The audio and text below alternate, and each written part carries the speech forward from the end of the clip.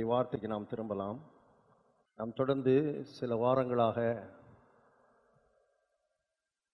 நம்மை குறித்து படித்துக் கொண்டிருக்கிறோம். நாம் யார், நம்மை கர்த்தர் எப்படி உண்டாக்கினார் என்பதை குறித்து மெடிடேட் பண்ணிட்டு இருக்கிறோம். மனிதனை கர்த்தர் 3 பகுதிகளாக படைத்தார்: ஆவி, ஆத்துமா, சரீரம். மனிதன் வெறும் சரீரம் கிடையாது, இந்த சதை கிடையாது. இந்த சதை என்பது உண்மையான மனிதன் குடியிருக்கிற ஒரு வீடு. It is a house. இந்த வீடு எப்படி வேணாலும் இருக்கலாம். வீட்டுக்கு பல பெயிண்ட் அடித்து என்னென்ன கலரு, நம்ம வீடுகளை பாருங்கள், நீங்கள் மதுரையில் போய் பாருங்கள், விதவிதமான பெயிண்ட்டு, விதவிதமான கலரு அடித்து வச்சிருக்கிறாங்க. அதுபோல் கர்த்தரும் விதவிதமாக கலரு அடித்து இந்த வீட்டை வச்சிருக்கிறார். ஆமேன். இப்போது வீட்டுக்கு ஓனர் தான் எதை முடிவு பண்ணணும் தெரியுமா?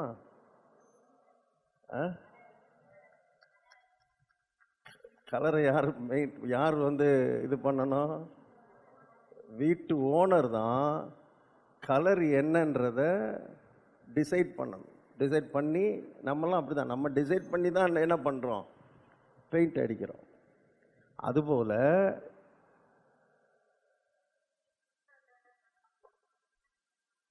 இதுக்கு ஓனர் அவருக்கு பிடிச்ச கலரை என்ன பண்ணியிருக்கிறாரு? அடித்து வச்சிருக்கிறாரு. ஆமேன். உங்களுக்கு பிடிக்காமல் இருக்கலாம், அதை பற்றி அவருக்கு பிரச்சனை இல்லை. அவருக்கு பிடிச்ச கலரை என்ன செஞ்சிருக்கிறாரு? அடித்து வச்சிருக்கிறாரு. ஸோ இது வீடு என்பதை நீங்கள் புரிந்து கொள்ளும் பொழுது நம்முடைய தாட் பேட்டர்ன் மாறிடும், நம்முடைய எண்ண ஓட்டங்கள் மாறிடும். இதிலெல்லாம் உட்கார்ந்துக்கிட்டு நம்முடைய விலையேறப்பெற்ற நேரத்தை நாம் என்ன செய்ய மாட்டோம்?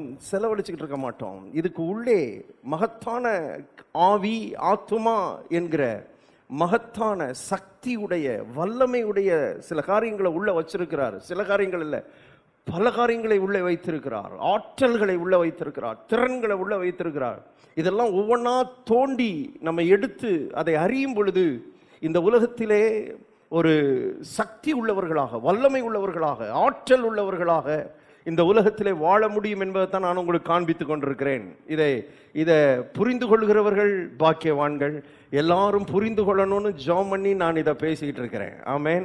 எப்படியாவது புரிஞ்சுக்கிறணும். நீங்கள் படிச்சிருக்கலாம், படிக்காமல் இருக்கலாம், ஆனால் இந்த வார்த்தையை புரிஞ்சுக்கிறதுக்கு நீங்கள் PhD பண்ணணும்னு அவசியம் இல்லை. தேவனுடைய வார்த்தை ஒன்றுமே பள்ளிக்கூடமே போகாத ஆளுகளுக்கும் இதை கர்த்தர் புரிய வைப்பார். நமக்கு தேவையெல்லாம் என்னன்னா, நமக்கு தேவையெல்லாம் படிப்பு இல்லை, நமக்கு தேவையெல்லாம் ஒரு ஆசை, ஒரு வாஞ்சை, ஒரு தாகம். நான் எப்படியாவது புரிஞ்சுக்கிறேன் ஆண்டவரே, நீங்கள் ஒரு தாகத்தோடு இருந்தீங்கன்னா கர்த்தர் இதை என்ன செய்வார்?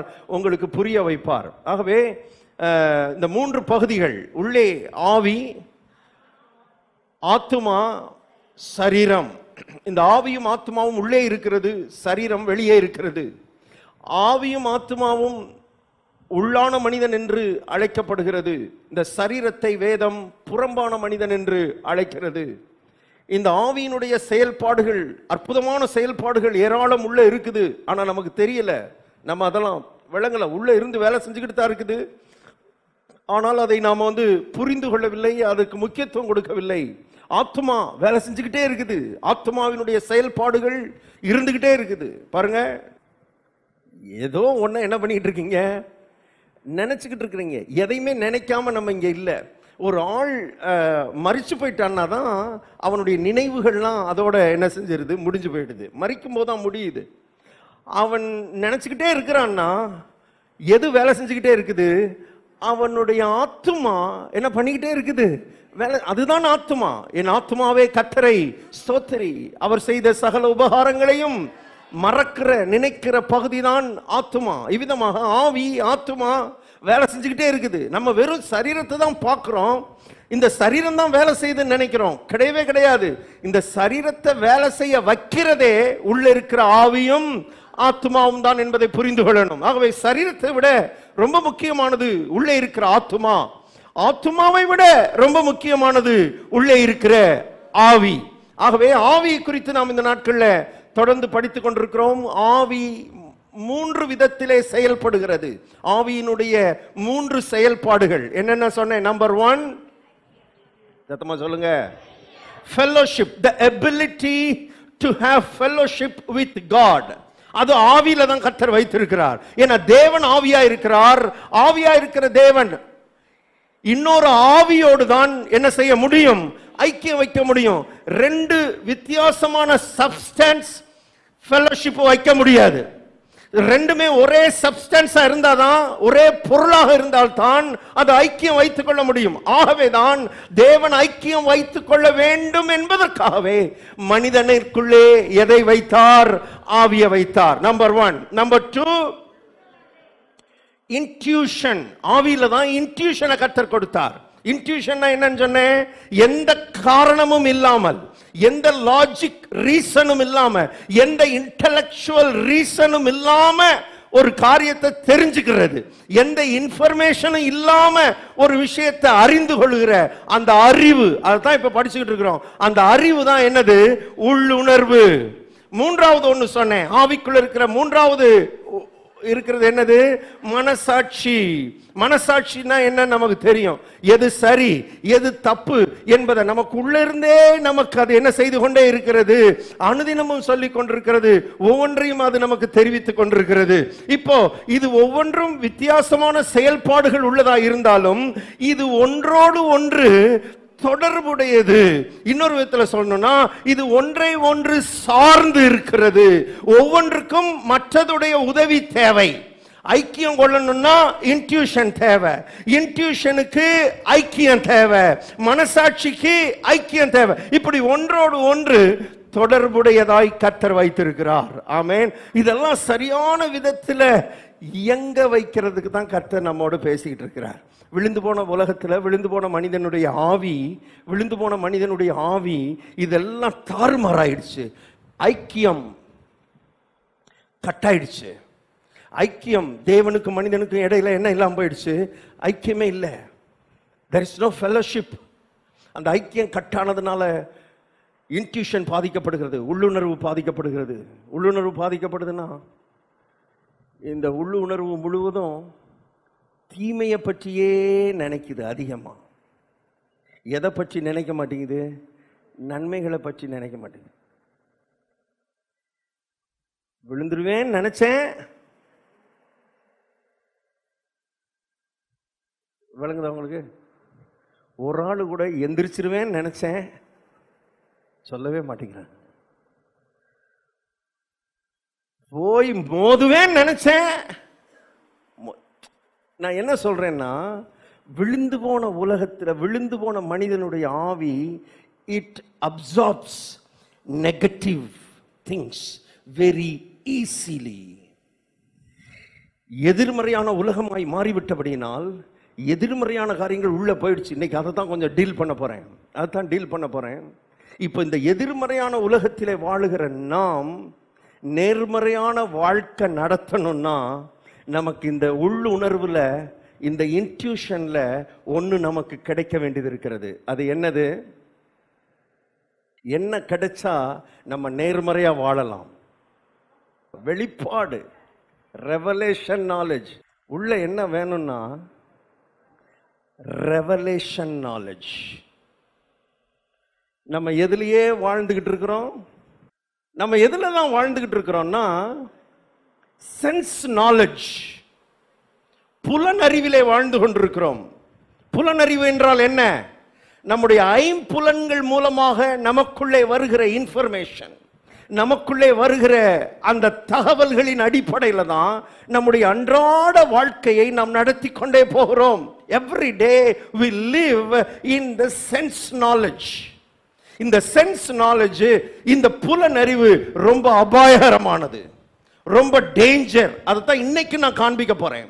இந்த சென்ஸ் நாலேஜ்லயே நம்ம வாழ்றதுனால ரெவலேஷன் நாலேஜ் நமக்குள்ள வர்றதுக்கு நம்ம அனுமதி கொடுக்காதனால அந்த இன்ட்யூஷனுக்குள்ள அந்த வெளிப்பாட்டின் அறிவு, தேவனை குறித்த வெளிப்பாட்டின் அறிவு நமக்குள்ள வர்றதுக்கு நம்ம இடம் கொடுக்காதனால, அந்த வெளிப்பாடு கிடைக்காதனால தேவனோடு உள்ள நம்முடைய ஐக்கியம் வளர மாட்டேங்குது. It is not growing. The fellowship with God is not growing in our life. அது நம்முடைய வாழ்க்கையில வளர்ச்சி அடையல. ஏன்னா நம்ம சென்ஸ் நாலேஜ்லயே வாழ்றோம். எதை பார்க்கிறோமோ, எதை கேட்கிறோமோ, எதை உணர்றோமோ, இதன் அடிப்படையிலே நாம் வாழ்றோம், இதன் அடிப்படையிலே பேசுறோம், இதன் அடிப்படையில முடிவெடுக்கிறோம், இதன் அடிப்படையில நான் தீர்மானங்கள் எடுக்கிறோம், இதன் அடிப்படையில தான் சண்டை போடுறோம், இதன் அடிப்படையில தான் மல்லு கட்டுறோம், இதன் அடிப்படையில தான் நம்முடைய வாழ்க்கையை போய்கிட்டு இருக்கு. இன்னைக்கு நான் காண்பிக்க போறேன் இந்த சென்ஸ் நாலேஜ் எவ்வளவு ஆபத்தானது. இந்த புலனறிவிலேயே வாழ்வது அது நமக்கு எவ்வளவு ஆபத்தை கொண்டு வந்துடும் என்பதை நான் காண்பிக்க போறேன். அதுக்கப்புறம் ஜெபம் பண்ண போறோம், மறுபடியும் ஜெபம் பண்ண போறோம்.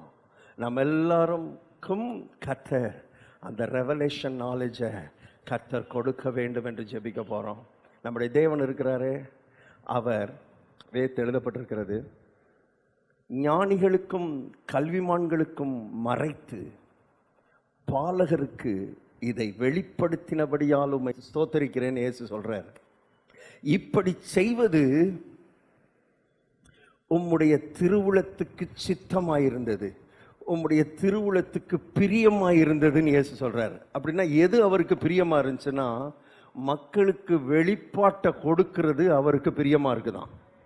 ஆண்டவர் பிரியப்படுறார். அந்த வெளிப்படுத்தல் அறிவை கொடுப்பதை கர்த்தர் என்ன செய்கிறார்? பிரியப்படுறார். இன்னைக்கு அதை குறித்து இன்னும் கொஞ்சம் உள்ள படிக்க அதை குறித்த புரிதல் நமக்கு இன்னும் கொஞ்சம் அதிகமாகும். நம்ம உள்ள போக போக அந்த வெளிப்பாடுனா என்ன, வெளிப்பாட்டு அறிவுனா என்ன என்பதை நம்ம இன்னும் கொஞ்சம் புரிஞ்சுக்கலாம்.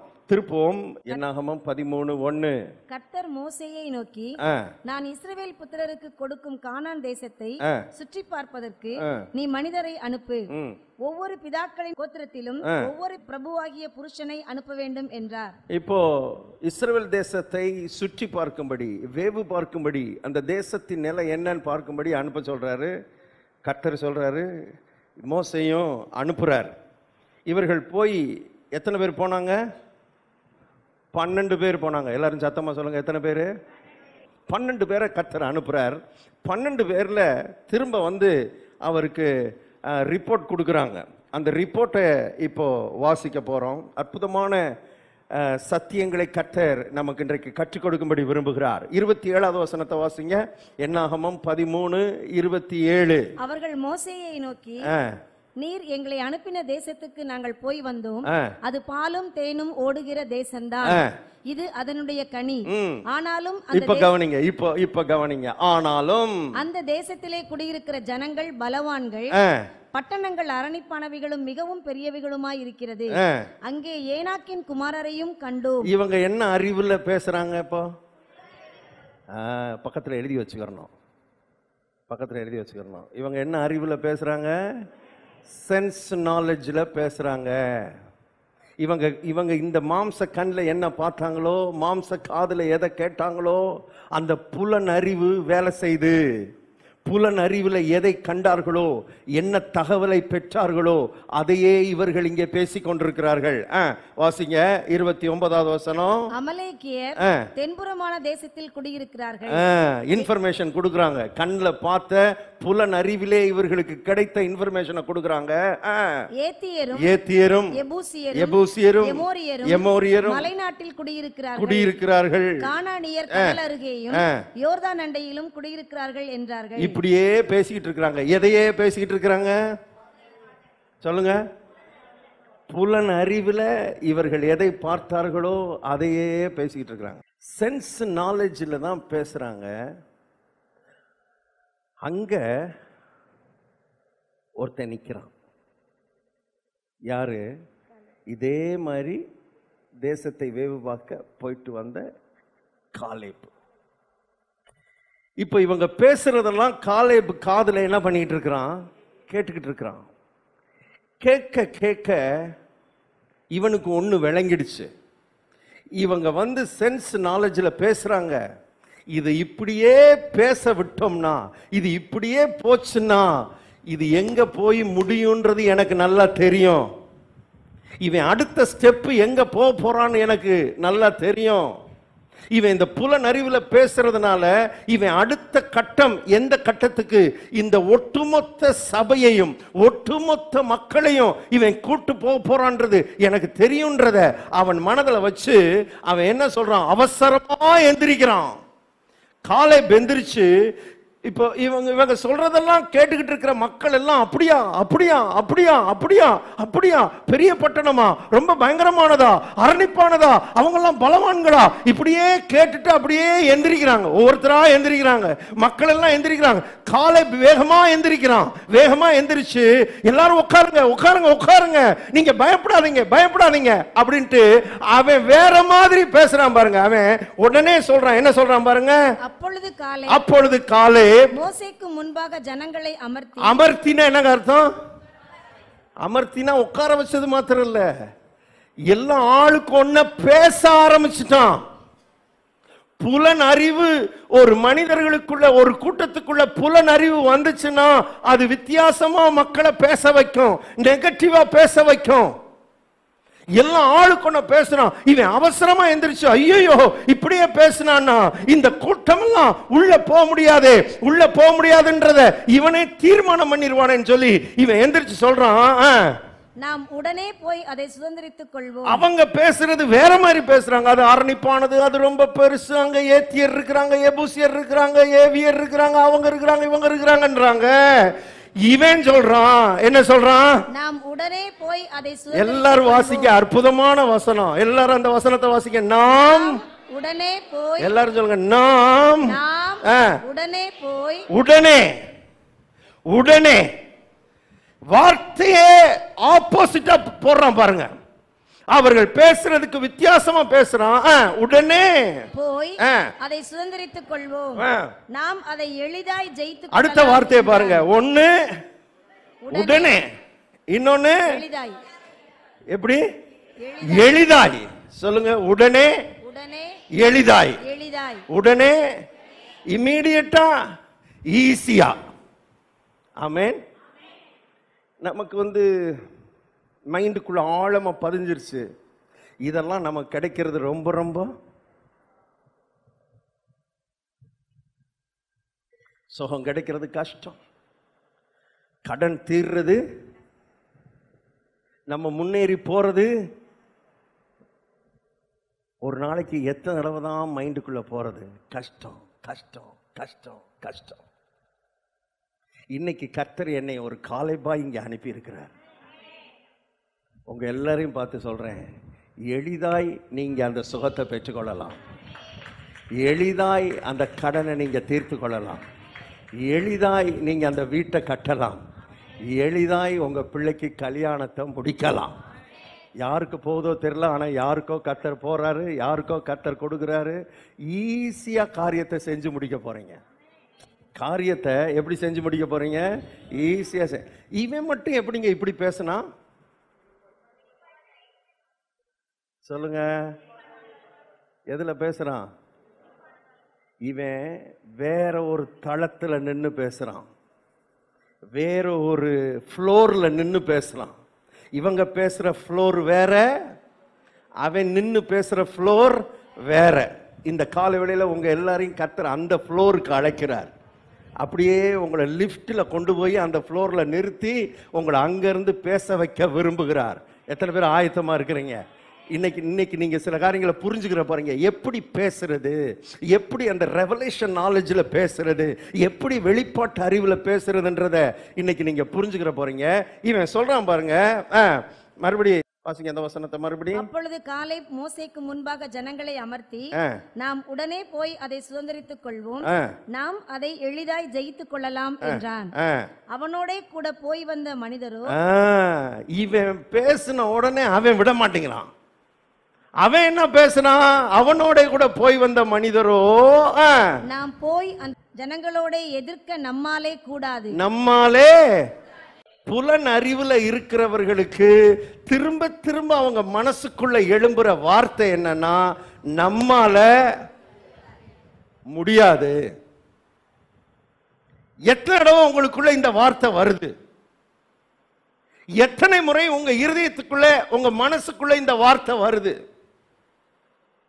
திரும்ப திரும்ப இந்த வார்த்தை வருது, என்னால இது முடியாது, நம்மால முடியாது, இந்த வியாதி சுகமாக முடியாது, கடனை தீர்க்க முடியாது, என் பிள்ளை பாஸாக முடியாது, முடியாது முடியாது முடியாது. இந்த முடியாதுன்ற வார்த்தை திரும்ப திரும்ப வருதுன்னா நம்ம எந்த அறிவுல வாழ்ந்துகிட்டு இருக்கிறோம் சொல்லுங்க. பாருங்க, மொத்தம் எத்தனை பேர் போனாங்கன்னு சொன்னேன்? 12 பேர்ல 10 பேர் எந்த அறிவிலேயே தான் பேசிக்கிட்டு இருக்கிறாங்க. 10 பேர் பேசுறது எடுபடுமா, 2 பேர் பேசுறது எடுபடுமா? பொதுவா ஏன்னா 10 பேர் தான் என்னது, இந்த உலக மக்களை பொறுத்தளவில் எங்க நிறைய பேர் இருக்காங்களோ அதான் பெரும்பான்மை. கர்த்தரை பொறுத்தளவில் அவர் கூட ஒரே ஒரு ஆள் நின்னா, அந்த வெளிப்பாட்டு அறிவை பெற்ற ஒரு ஆள் அவர் கூட நின்னா அதுதான் என்னவா, மெஜாரிட்டி. அதான் மெஜாரிட்டி. இவன் 10 பேர் சொல்றதான் முழு சபையும் என்ன பண்ணிட்டான், அப்படியே அடாப்ட் பண்ணிட்டான். காலேப் சொல்றதெல்லாம் எடுபடல, யோசுவா சொல்றது என்ன செய்யல, எடுபடல. மற்றவங்கலாம் சொல்றாங்க. மற்றவங்கலாம் யாரு? மற்றவங்களாம் யாரு பாருங்க, அவங்க பேர்லாம் பாருங்க. 13 அதிகாரம் 4. அவர்களுடைய நாமங்களாவன, ரூபன் கோத்திரத்தில் சக்கூரின் குமாரன் சம்முவா. சம்முவா என்ன பேரு? சம்முவா. சிமியோன் கோத்திரத்தில் ஓரியின் குமாரன் சாப்பாத். சாப்பாத் பேரெல்லாம் பயங்கரமா இருக்கு. சம்முவா, சாப்பாத். யூதா கோத்திரத்தில் எப்புனையின் குமாரன் காலேப். இவர்தான் நம்ம ஆளு, காலேப். இசக்கார் கோத்திரத்தில் யோசேப்பின் குமாரன் ஈகால். ஈகால். எப்பிராயிம் கோத்திரத்தில் நூனின் குமாரன் ஓசேயா. ஓசேயா இதான் யாரு? யோசுவா. இந்த ஓசேயா தான் யோசுவா. பென்யமீன் கோத்திரத்தில் ரப்பூவின் குமாரன் பல்தி. பல்தி. செபுலோன் கோத்திரத்தில் சோதியின் குமாரன் காதியேல். காதியேல். யோசேப்பின் கோத்திரத்தைச் சேர்ந்த மனாசே கோத்திரத்தில் சூசின் குமாரன் காதி. காதி. தான் கோத்திரத்தில் கெமலையின் குமாரன் அம்மியேல். ஆசேல் கோத்திரத்தில் மிகாவேலின் குமாரன் சேத்தூர். நப்தலி கோத்திரத்தில் ஒபேசியின் குமாரன் நாகபி.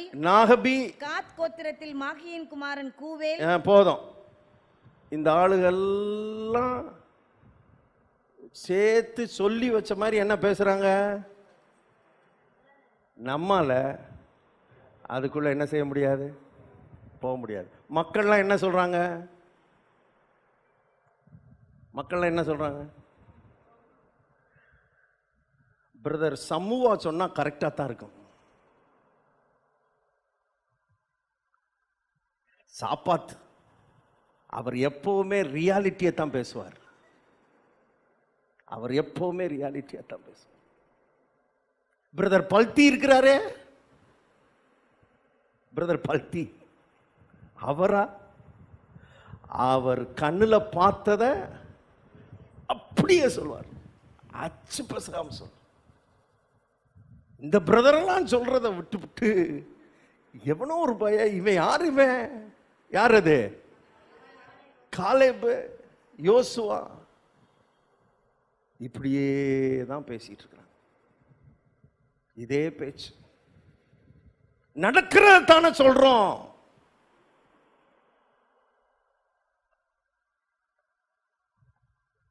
வீட்டில் என்ன பேச்சு? ஒரு காலேப் எந்திரிச்சு பேசினா, ஒரு காலேப் சொன்னா, இல்லங்க கர்த்தர் நமக்கு செய்வாருங்க, நீங்க பயப்படாதீங்கன்னா, இருக்கிறத தானே சொல்லிக்கிட்டு இருக்கிறேன், நடக்கிறத தானே பேசுறேன். இவ பெரிய இறங்கி வந்தவ மாதிரி பேசுறா. நாங்கெல்லாம் இறங்கி வந்தவங்க தான். இப்படி பேசுறவங்க எல்லாம் யாரு? நான் சொல்றேன், இங்க இருக்கிற எல்லாரும் இறங்கி வந்தவர்களா மாறணும். இங்க இருக்கிற அத்தனை பேரும் ஒரு காலேபா மாறணும். இங்க இருக்கிற அத்தனை பேரும் ஒரு யோசுவாவாக என்ன செய்ய வேண்டும்? மாற வேண்டும் என்று கர்த்தர் எதிர்பார்க்கிறார். கர்த்தர் எதிர்பார்க்கிறார். நல்ல கவனிங்க, புலன் அறிவிலேயே நீங்க வாழும்போது உங்க மைண்டுக்குள்ள என்னதான் வந்துகிட்டே இருக்கும், திரும்ப திரும்ப முடியாது முடியாது முடியாது, இது நம்மால செய்ய முடியாது, என்னால முன்னேற முடியாது, என் வாழ்க்கை நல்லா வர முடியாது, என் ஜீவியம் மேல வர முடியாது, என் குடும்பம் இந்த உலகத்துல வாழ முடியாது. இந்த இடத்துல நீங்கள் அப்படிப்பட்ட எண்ணத்தோடு உட்கார்ந்திருப்பீர்களானால் உங்களை பார்த்து காலேபை போல நின்னு நான் சொல்றேன், நீங்கள் நிச்சயமா மேல வருவீர்கள், நீங்க நிச்சயமா முன்னேறுவீர்கள், உங்க சரீரம் நிச்சயமா சுகமாகும், உங்களுடைய கடன் நிச்சயமா தீர்க்கப்படும். இந்த உலகத்துல நீங்கள் ஒரு நபராக, ஒரு அடையாளம் உள்ள நபராக கர்த்தர் உங்கள் பேரை பெருமைப்படுத்துவார், உங்க குடும்பத்தை உயர்த்துவார், கட்டி முடிக்கப்படாத வீடுகளை கட்டி முடிக்க கர்த்தர் உதவி செய்வார், உங்க வியாபாரம் செழிக்கும், உங்கள் வருமானம் கொழிக்கும், நீங்க மேல வருவீர்கள், நீங்கள் ஆசீர்வதிக்கப்படுவீர்கள், நீங்கள் போகையிலும் ஆசீர்வதிக்கப்படுவீர்கள், வருகையிலும் ஆசீர்வதிக்கப்படுவீர்கள். உங்களை இளக்காரமாய், உங்களை ஏளனமாய் பார்த்த ஜனங்களுடைய கண்களுக்கு முன்பாக உங்கள் கொம்பை கர்த்தர் உயர்த்துவார். பிசாசினுடைய வார்த்தை முடியாது முடியாது முடியாது. இந்த காலவேளை கர்த்தருடைய ஆவியானவர் சொல்லுகிறார், நீ சென்ஸ் நாலேஜ்லயே வாழ்ந்துகிட்டு இருக்கிற, புலன் அறிவிலேயே வாழ்ந்துகிட்டு இருக்கிற. நான் சொல்லுகிறேன், மனுஷரால் இது கூடாததுதான், ஆனால் தேவனாலே கூடும் இல்ல, தேவனாலே எல்லாம் கூடும். கரங்களை தட்டி கர்த்தரை மகிமைப்படுத்தும். தேவனாலே எல்லாம் எல்லாம் கூடும். இதுவரைக்கும் நம்ம கண்ணு பார்த்தது முடியல முடியல முடியல, நான் முயற்சி பண்ணிட்டேன், நான் பிரயாசப்பட்டுட்டேன், நான் எவ்வளவு ட்ரை பண்ணணுமோ ட்ரை பண்ணிட்டேன், ஆனா என் வாழ்க்கையில தோல்விதான் மிஞ்சுது என்கிற நிலையில் இந்த இடத்துல உட்கார்ந்திருப்பேனா என்ன நடக்குமோ தெரியாது. மனுஷராகிய ஒன்னால அது கூடாததுதான், ஒன்னால அது முடியாததுதான். ஆனால் நீங்களும் நானும் ஆராதிக்கிற, வானத்தையும் பூமியும் உண்டாக்கின சர்வ வல்லமை உள்ள தேவனாலே எல்லாம் கூடும். காலை எந்திரிச்சு நின்று அவசர அவசரமா பேசுறான், அவசர அவசரமா பேசுறான். உட்காருங்க உட்காருங்க, தப்பா பேசிடாதீங்க, தப்பா சொல்லிடாதீங்க. உங்க தாட் ப்ராசஸிங் எங்க போகுதுன்னு அவனுக்கு தெரியும். புலனறிவுல இருக்கிறவர்களுடைய எண்ண ஓட்டம் அடுத்து எப்படி போகுன்றது அவனுக்கு நல்லா தெரியும். அதனாலதான் அவசர அவசரமா எந்திரிச்சு நின்று அவர்கள் அமர்த்துறான். ஐயோ எந்திரிச்சு பேசாதீங்க, நாம் உடனடியாய் போய் அதை சுதந்திரித்துக் கொள்ளலாம், நாம் எளிதாய் அதை ஜெயித்துக் கொள்ளலாம். நான் சொல்றேன், உடனே எளிதாய் நீங்க அதை ஜெயிப்பீர்கள், உடனே எளிதாய் நீங்கள் அதை பெற்றுக்கொள்வீர்கள், உடனே எளிதாய் நீங்கள் மேல வருவீர்கள். எல்லாரும் பிரயாசப்பட்டு கடினமா உழைச்சு படாத பாடுபட்டு அவங்க மேல வர்றதுக்கு ட்ரை பண்றாங்க. ஆனா உங்களை என்னையும் கர்த்தரே மேல கொண்டு வருகிறார். அதனாலதான் நான் சொல்றேன், உடனே எளிதாய். ரெவலேஷன் நாலேஜ் நம்மால கூடாது. இவங்க ஒரு ஆள் பேசினதை இவங்க என்ன செய்யல, எடுக்கல. நான் இன்னொரு காரியத்தை சொல்றேன், நம்ம 6 நாளும் எந்த அறிவுள்ள மக்கள் நடுவில் தான் வாழ்ந்துகிட்டு இருக்கிறோம் இல்லையா? சென்ஸ் நாலேஜ் பீப்புள் நடுவில் தான் வாழ்கிறோம். அவங்க பேசுகிறதான் கேட்குறோம். நம்ம வியாபாரம் பண்ணுற இடத்துக்கு வர்றவங்கெல்லாம் ரெவலேஷன் நாலேஜோடு வரல. எதில் தான் வர்றாங்க? புலனறிவில் தான் வர்றாங்க. நம்ம வேலை பார்க்குற இடத்துல நம்மளை சுற்றி இருக்கிறவங்கெல்லாம் யார்? புலனறிவில் இருக்கிறவங்க தான். அப்போ 6 நாளும் நம்ம அதிகபட்ச நேரத்தை எதில் தான் செலவழிக்கிறோம்? புலனறிவிலேயே தான் செலவழிக்கிறோம். அதனால தான் ஞாயிற்றுக்கிழமை ஒரு நாளாவது எங்கே வரணுன்றது விளங்குதா உங்களுக்கு? ஏன்னா சர்ச்சுக்கு வரும்போது தான் ஒரு சின்ன ஸ்பார்க், ஒரு சின்ன தீப்பொறி, ஒரு சின்ன வார்த்தை, அது பாடலின் மூலமாக வரலாம், வர்ஷிப் நேரத்தில் தீர்க்க தரிசனத்தின் மூலமாக வரலாம், பிரசங்க நேரத்தில் வரலாம். ஆனால் ஒரு சின்ன பொறி ரெவலேஷன் நாலேஜாக உள்ள வருகிற இடம் அதான் சபை. அதுக்கு தான் இங்கே வரணுன்றது. ஏன்னா இங்கே வரும்போது தான் உங்கள் பக்கத்தில் உட்காந்துருக்கிறவங்க ரெவலேஷன் நாலேஜோடு உட்காந்துருக்குறாங்க. வெளிப்பாட்டு அறிவோடு உட்கார்ந்துருக்கிறாங்க. நீங்கள் 6 நாளும் புலனறிவின் ஜனங்களோடு சஞ்சரித்து கொண்டிருக்கிறீங்க. வாரத்தில் ஒரு நாளாவது வெளிப்பாட்டு அறிவின் ஜனங்களோடு சஞ்சரிக்க ஓடி வர வேண்டும் என்று கர்த்தர் அழைக்கிறார். அதுதான் சபைன்றது. சும்மா விளையாட்டு இல்லை. சபை என்பது கிளப்பு கிடையாது. கிளப்பில் நம்ம இந்த கிளப்பில் சந்தா கட்டி கிளப்பில் போய் உட்காந்து ஒரு கிளப்பு கிடையாது. இது அப்படிப்பட்ட இடம் கிடையாது. இது வெளிப்பாடு நிறைந்த இடம். நீங்கள் உள்ள நுழைஞ்சிட்டு வெளியே போனீங்கன்னா ஷுவராக சொல்கிறேன், 100க்கு 100 சொல்கிறேன், வெளிப்பாட்டை பெறாமல் வெளியே போகவே முடியாது. தேவனை குறித்த வெளிப்பாட்டை பெறாமல் நீங்கள் வெளியே என்ன செய்ய முடியாது? போக முடியாது. ஏன்னா அப்படிப்பட்ட இடம் தான் சபை. கர்த்தர் அப்படிப்பட்ட சபையை தான் கர்த்தர் உங்களுக்கு கொடுத்திருக்கிறார். சரி, வாசிங்க என்னாகமத்தின் புஸ்தகம் 13ஆம் அதிகாரம். அவனோட கூட போய் வந்த மனிதரோ, நாம் போய் அதை அந்த ஜனங்களோட எதிர்க்க நம்மாலே கூடாது, அவர்கள் நம்மை பார்க்கிலும்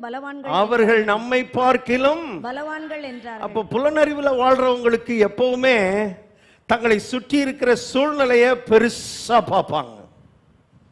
தங்களை ரொம்ப தாழ்வா பார்க்க அந்த மனம் அப்படிதான் அவங்கள நடத்தும். அவங்க இருதயம் அப்படிதான் அவர்களை நடத்தும். அப்படி உள்ளம் அப்படிதான் நடத்தும். ஆட்டோமேட்டிக்கா அப்படி போயிடுவாங்க. வியாதியை ரொம்ப பெருசா பார்ப்பாங்க, கடனை ரொம்ப பெருசா பார்ப்பாங்க. இது முடியாது, இது நடக்காது. உள்ள ஒரு பயம், உள்ள ஒரு கலக்கம், உள்ள ஒரு வேதனை, உள்ள ஒரு தயக்கம், சந்தேகம், என் வாழ்க்கை எப்படி முடியுமோ என்கிற எண்ணம் எல்லாம் சென்ஸ் நாலேஜ்லயே வாழ்றாங்க, புலனறிவிலே வாழ்றாங்க. வாசிங்க தொடர்ந்து வாசிங்க சீக்கிரம். நாங்கள் போய் சுற்றி பார்த்து வந்த அந்த தேசம் தன் குடிகளை பட்சிக்கிற தேசம். நாங்கள் அதிலே கண்ட ஜனங்கள் எல்லாரும் மிகவும் பெரிய ஆட்கள். அங்கே எப்படி வார்த்தைகள் பாருங்க, மிகவும் பெரிய ஆட்கள். அப்ப நம்ம ஆட்டோமேட்டிக்கா என்ன சொல்ல வர்றாங்க? அவங்க ரொம்ப பெரியவங்க, நம்ம. ஆனா கர்த்தர் என்ன சொன்னார் தெரியுமா? இஸ்ரவேலே நீ பாக்கியவான், ரட்சிக்கப்பட்ட ஜனமே உனக்கு ஒப்பானவன் உலகத்திலே நீதான் பெரிய ஆளுன்னு சொல்லி வச்சிருக்க. இவன் புலன் அறிவு இவனை எப்படி யோசிக்க வைக்குது பாருங்க. வாசிங்க. அங்கே ராட்சத பிறவியான ஏனாக்கின் குமாரராகிய ராட்சதரையும் கண்டோம். நாங்கள் எங்கள் பார்வைக்கு வெட்டுக்கிளிகளை போல் இருந்தோம், அவர்கள் பார்வைக்கும் அப்படியே இருந்தோம். எங்க போயிட்டான் பாருங்க. அவங்கள பெரியவங்க, பெரிய ஆட்கள், பலவான்கள், ராட்சதர்கள்லாம் சொல்லிக்கிட்டு வந்தவன் தங்களை பற்றி என்ன பேசுறான் சொல்லுங்க. புலன் அறிவுல வாழ்றவங்களுக்கு எப்பொழுதும் தங்களை குறித்த ஒரு தாழ்வு மனப்பான்மை இருந்து கொண்டே இருக்கும். தங்களை இன்ஃபீரியராகவே திங்க் பண்ணிட்டு இருப்பாங்க. இந்த காலை நேரத்தில் கர்த்தர் அப்படிப்பட்ட திங்கிங்ல இருந்து நம்ம எல்லாரையும் விடுதலையாக்கும்படி விரும்புகிறார். கர்த்தர் சொல்றார், இஸ்ரவேலே நீ பாக்கியவான், ரட்சிக்கப்பட்ட ஜனமே உனக்கு ஒப்பானவன் யார்? எல்லாரும் சொல்லுங்க, எனக்கு ஒப்பானவர் இந்த உலகத்துல யாரும் இல்லை. சொல்லுங்க மறுபடி, எனக்கு ஒப்பானவர்கள் இந்த உலகத்தில் யாரும் இல்லை.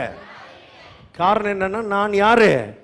ரட்சிக்கப்பட்ட ஆள், தேவனுடைய பிள்ளை, தேவனுடைய சொத்து, தேவனுடைய சுதந்திரம், தேவனோடு கனெக்ட் ஆயிருக்கிறேன். நான் கடவுளோடு நான் இணைக்கப்பட்டிருக்கிறேன். நான் சாதாரணமான ஆள் கிடையாது. இந்த உலகமோ, மாம்சமோ, பிசாசோ, வியாதிகளோ, வேதனைகளோ, கடனோ, அதுவோ இதுவோ என்னை என்ன செய்ய முடியாது, மேற்கொள்ள முடியாது. என் இன்ட்யூஷன்ல என்ன நாலேஜ் இருக்குது? இப்போ வெளிப்பாட்டு அறிவிலே நான் வாழ்ந்து கொண்டிருக்கிறேன். வாசிங்க. இவங்க வந்து புலன் அறிவில் பேசுறவங்க இப்படித்தான் பேசுவாங்க. நான் ஒன்றும் இல்லை, எனக்கு ஒன்றும் கிடையாது, நான் ஒன்றத்துக்கு உதவாத ஆளு, எனக்கு என்ன நடக்குமோ தெரியாது, எனக்கு எதிர்காலம் எப்படி ஆகுமோ தெரியாது, நான் என்ன ஆக போறேனோ தெரியாது, என் குடும்பம் என்ன ஆக போதோ தெரியும். இப்படியே ஒரு ஆள் பேசிக்கிட்டு இருந்தாங்கன்னா நல்லா தெரிஞ்சுக்கோங்க அவங்க எதில் இருக்கிறாங்க. இப்படி ஆளுகளை ரொம்ப நேரம் என்ன செய்யக்கூடாது. கரெக்டாக அடிச்சிங்களே. ரொம்ப நேரம் என்ன செய்யக்கூடாது, பேசப்பா பேச. உனக்கு எவ்வளவு நாள் நான் தர்றேன், காசை கூட வாங்கிக்கோ, நீ என்ன மட்டும் செய்யாத, பேசாத. ஏன் தெரியுமா? 14 அதிகாரம் 1வது வசனத்தை வாசி. என்னாகமம் 14:1. அப்பொழுது சபையார் எல்லாரும் கூக்குரலிட்டு புலம்பினார்கள். என்னங்க? கூக்குரலிட்டு புலம்பினார்கள். எத்தனை பேர்? எல்லாரும். எத்தனை பேர்? அத்தனை பேரும் 10 பேர் சொன்னது எவ்வளவு சீக்கிரமா பரவி அத்தனை பேரையும் என்ன செய்ய வச்சிருச்சு. தொடர்ந்து வாசிங்க. ஜனங்கள் அன்று ராம் முழுவதும் அழுது கொண்டிருந்தார்கள். என்ன செஞ்சுக்கிட்டு இருந்தாங்களாம்? நீங்க பேசுறது ஒரு ஆளை அழ வச்சிருச்சுன்னா, நீங்க சொல்றது ஆளுகளை அழ வைக்குதுன்னா, நீங்க எதுல பேசிட்டு இருக்கீங்கன்னு அர்த்தம். நீங்க சொல்றது ஆட்களை சிரிக்க வச்சுச்சுன்னா, சந்தோஷப்பட வச்சுச்சுன்னா, நீங்க எதுல இருக்கிறீங்கன்னு அர்த்தம்.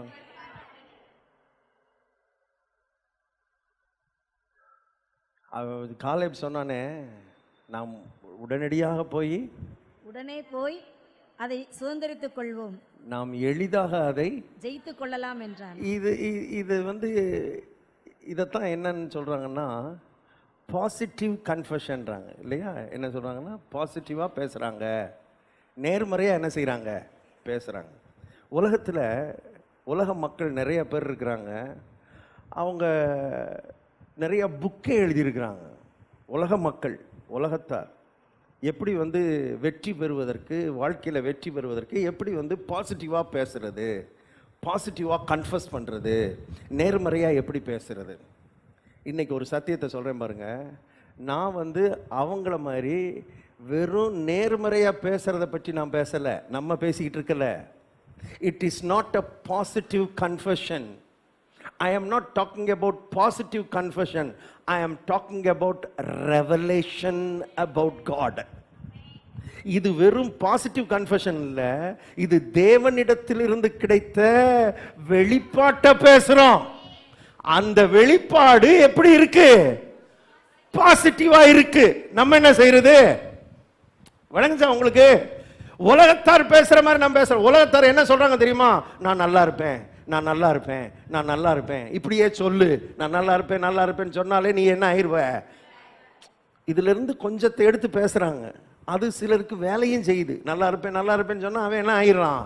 நல்லாவும் ஆயிடுறான். நான் சொல்றேன், வெறும் நல்லா இருப்பேன்னு பாசிட்டிவ் கன்ஃபெஷனே ஒரு ஆளை நல்லா ஆக்கும்னா, தேவனிடத்திலிருந்து வருகிற வெளிப்பாட்டை நம்ம பேசுனா நல்லா ஆவோமா ஆக மாட்டோமா? ஆமேன். நம்ம என்ன பேசிக்கிட்டு இருக்கிறோம்? உலகத்தாருக்கும் மோசமால போய்கிட்டு இருக்கிறோம்.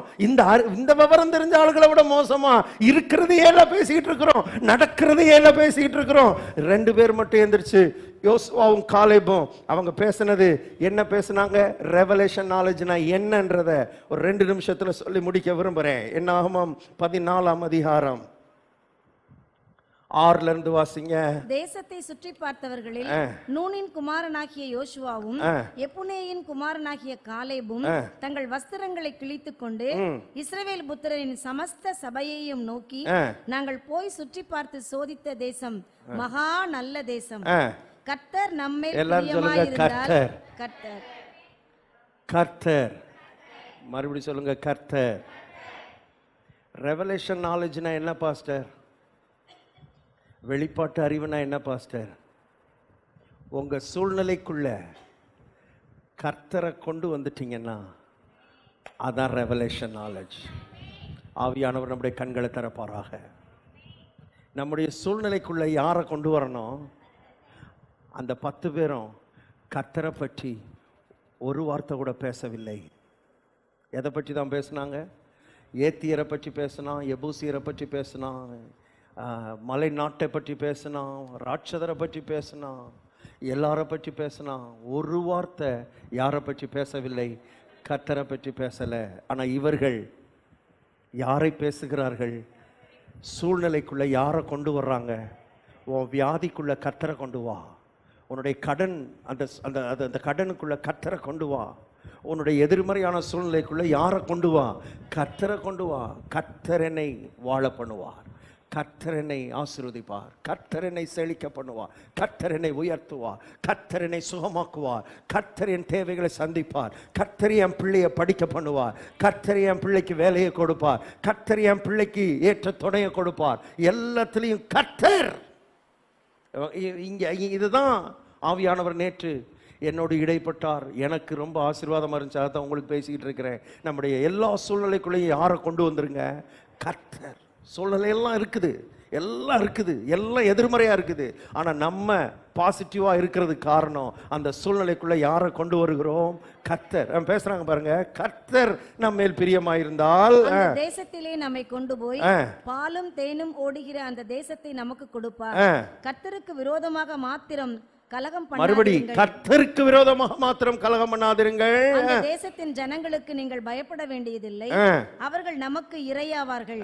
அவர்களை காத்த நிழல் அவர்களை விட்டு விலகி போயிற்று. கர்த்தர் நம்மோடு இருக்கிறார். மறுபடி யார்தான்? இவங்க ரெவலேஷன்ல பேசினாங்கன்னா என்ன அர்த்தம்னா, அவர்களுடைய சூழ்நிலைக்குள்ளே யாரை கொண்டு வந்துட்டாங்க? ரெவலேஷன் நாலேஜ்னா அதுதாங்க, சிம்பிள். வெளிப்பாட்டு அறிவுனா என்ன? நம்முடைய சூழ்நிலைக்குள்ளே யாரை கொண்டு வரணும்? கர்த்தரை கொண்டு வரணும். கர்த்தர். இஸ்ரவேல் தேசத்தில் இருக்கிற ராணுவம் எல்லாம் கோலியாத்தை பாக்குது, மாம்ச கண்ணில் பாக்குது. கோலியாத்து பேசுற வார்த்தைய மாம்ச காதல் என்ன செய்யுது? கேக்குது. கேட்டுட்டு என்ன அறிவு கிடைச்சிருச்சு? அவன் பேசினதை கேட்டு அவனை பார்த்த உடனே என்ன அறிவு வந்துருச்சு? புலன் அறிவு வந்துருச்சு, சென்ஸ் நாலேஜ் வந்துருச்சு. ராணுவமே நடுங்கிட்டு இருக்கு, முழு ராணுவம் நடுங்குது, ராஜாவே நடுங்கிட்டு இருக்கிறான். அதுல ஒரே ஒரு ஆள், யார் அவன்? அவனுக்கு மட்டும் என்ன உண்டானது சொல்லுங்க. இப்ப மெஜாரிட்டி எதுதான் அங்கேயும்? சொல்லுங்க, மெஜாரிட்டி. அதனாலதான் கிறிஸ்தவ வாழ்க்கையில மெஜாரிட்டி பக்கம் தேரப்படாது. விளங்கினவங்களுக்காக கர்த்தருக்கு ஸ்தோத்திரம். கிறிஸ்தவங்க எங்க போய் சேரப்படாது? மெஜாரிட்டி. எல்லாம் சொல்லிட்டா ஓகே, எல்லாம் சொன்னா ஓமா, ஆமா ஆமா சொல்லாத சொல்லாத. பாருங்க, நான் வாஸ்து பார்க்குறேன், இந்த யோசுவாவும் காலேபும் இத்தனை பேரும் சொல்லிட்டாங்கல்ல. 10 பேர் சொன்னது மாத்திரம் இல்ல, முழு சபை என்ன செஞ்சிருச்சு? சொல்லிருச்சு. மெஜாரிட்டி சொன்னா கரெக்டா தான் இருக்கும்னு இவங்களும் அதே மாதிரி பேசினாங்களா? சொல்லுங்க. சரி, பேச வேண்டாம், அமைதியாவது இருந்தாங்களா?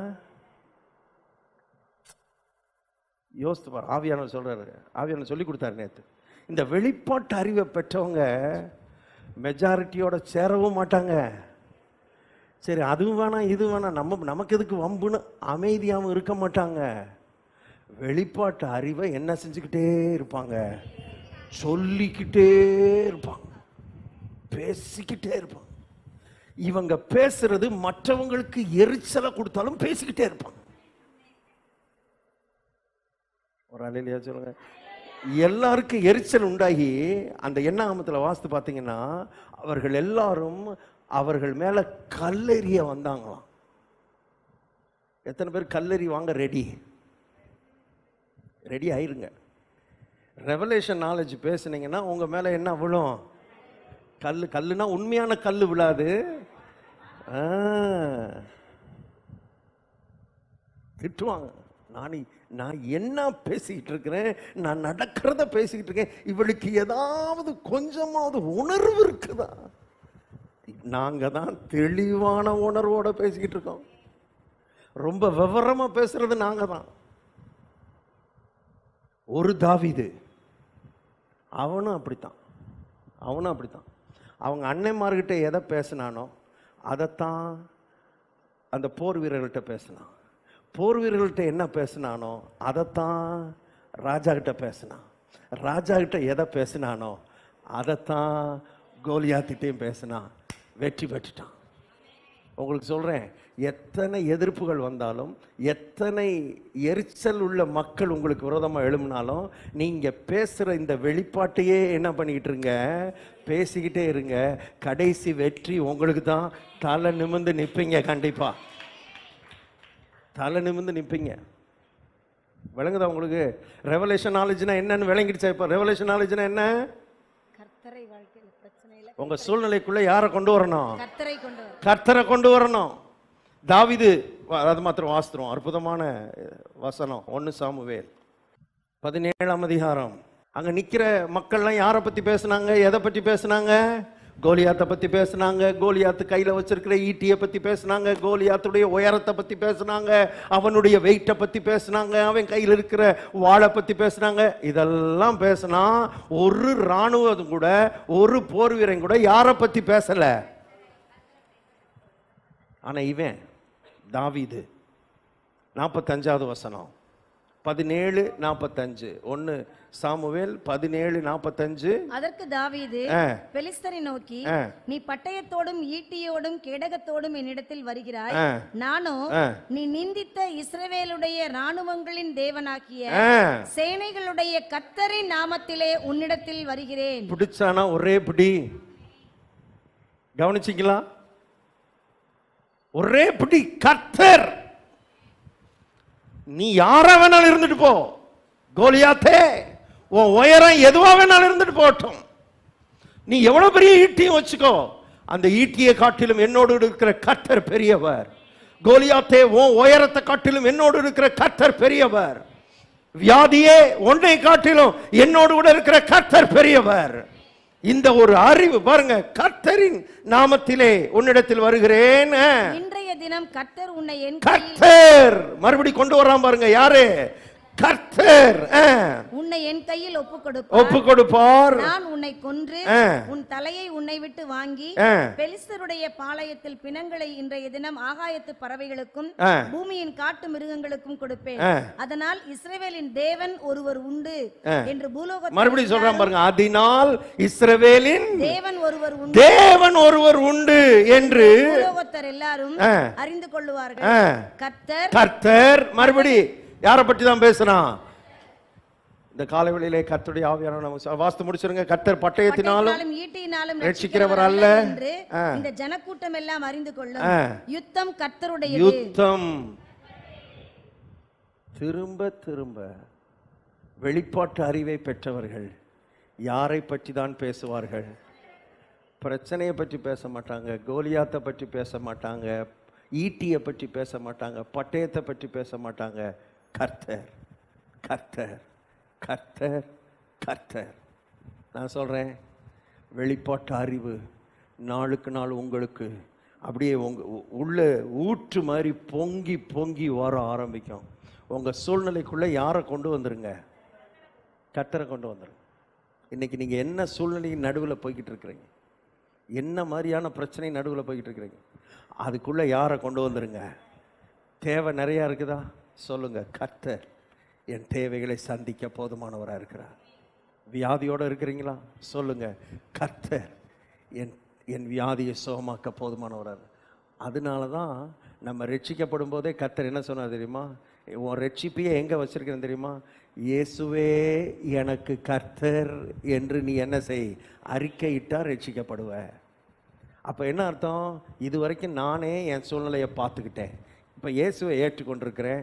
என் சூழ்நிலையெல்லாம் யார் பார்த்துக்கிற போகிறது? அங்கே இன்னைக்கு பேசாமல் அவர்கிட்ட கொடுத்துட்டு நீங்கள் என்ன பண்ணுங்க, பேசாமல் இறங்கி போங்க. சரியா? நிறைய தூக்கிட்டு வந்திருக்கீங்க பாருங்க, அது எல்லாத்தையும் யார்கிட்ட கொடுத்துருங்க. இப்போ ஆவி உலகம் இது. ஆட்டோவில் உண்மையிலேயே ஆட்டோவில் போனால் இந்த உலகம் சிரிக்கும். நம்ம போகிறோம் பாருங்க, ஆவி உலகம் நம்மளை பார்த்து சிரிக்குது. கர்த்தர் மேல் உன் பாரத்தை வச்சிருங்க சிஸ்டர், வச்சிருங்க பிரதர். நான் சேலஞ்ச் பண்ணி சொல்கிறேன், உன் புலன் அறிவிலே நீ வாழ்கிறத நிறுத்து.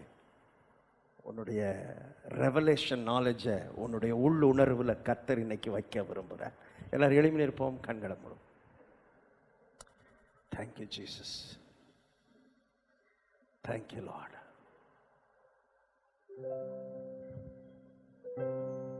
பயப்படாதீங்க.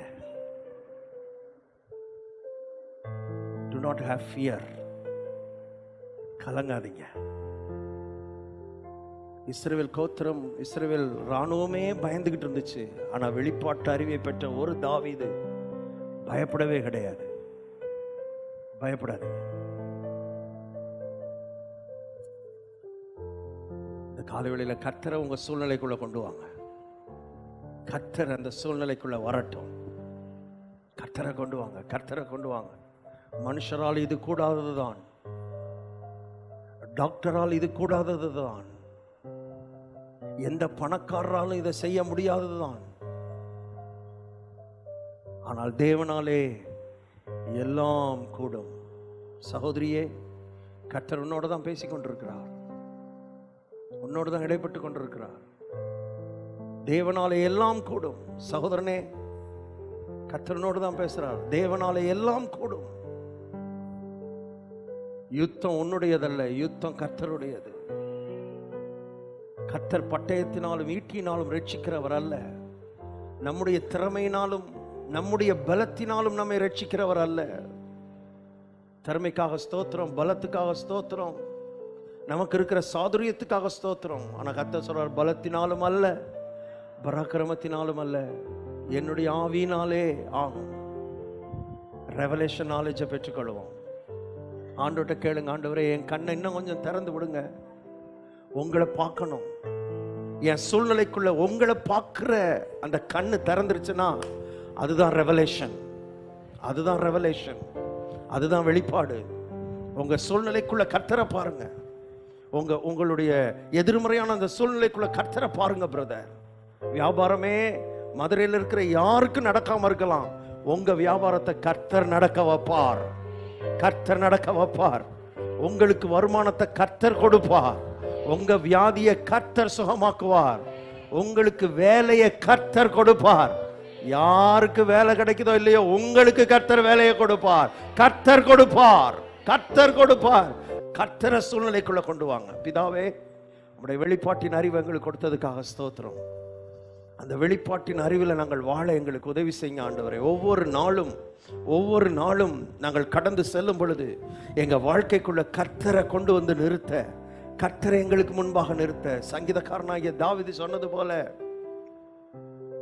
கர்த்தரை எப்பொழுதும் எனக்கு முன்பாக நிறுத்தி நான் நோக்கி கொண்டிருக்கிறேன், நான் அசைக்கப்படாதபடிக்கு அவர் எப்பொழுதும் என் வலது பார்சத்தில் இருக்கிறார் என்று சங்கீதக்காரன் சொன்னது போல நாங்க சொல்றோம். ஆண்டவரே, உங்களை நாங்க நிறுத்தி நாங்கள் நோக்குகிறோம், உண்மை எங்க வாழ்க்கைக்குள்ள கொண்டு வர்றோம். ஆண்டவரே, உங்களுடைய பிள்ளைகளுடைய கண்கள் திறக்கப்படுவதாக. இதுவரைக்கும் சூழ்நிலையே பார்த்துக்கிட்டு இருந்த கண்கள், இதுவரைக்கும் புலனறிவிலேயே வாழ்ந்த ஜனங்கள் ரெவலேஷன் நாலேஜில் வாழ்ற அந்த தளத்துக்குள்ள வரட்டும் ஆண்டவரே. அந்த ஒரு இடத்துக்கு கொண்டு வாங்க ஆண்டவரே, லிஃப்ட் பண்ணுங்க ஆண்டவரே. உங்களுடைய பிள்ளைகளை தூக்கி விடுங்க ஆண்டவரே, உங்களுடைய பிள்ளைகள் அந்த ஃப்ளோருக்கு வரட்டும் ஆண்டவரே. அந்த ரெவலேஷன் நாலேஜில் நின்று எல்லாவற்றையும் பார்க்கட்டும் ஆண்டவரே. அந்த தளத்தில் நின்று தங்களுடைய சூழ்நிலைகளை பார்க்கத்தக்கதாக, உங்களோட நின்று பார்க்கத்தக்கதாக கர்த்தர் உதவி செய்யும். இயேசு கிறிஸ்துவின் நாமத்தில் பிதாவே, ஆமென், ஆமென்.